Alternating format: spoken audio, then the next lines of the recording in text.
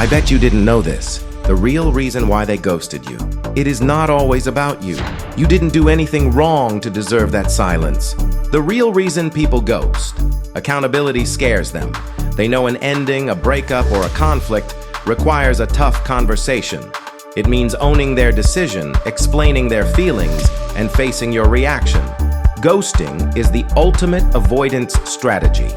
They choose the path of least resistance for themselves, even if it causes you maximum pain. Their silence isn't a commentary on your worth, it's a reflection of their fear of confrontation and emotional immaturity. So, stop obsessing over your last text. Shift the lens. Recognize their ghosting for what it is. A failure in their character, not a flaw in yours. Free yourself from the guilt. You deserve closure, but you don't need it from them to move on. Follow for more psychological facts.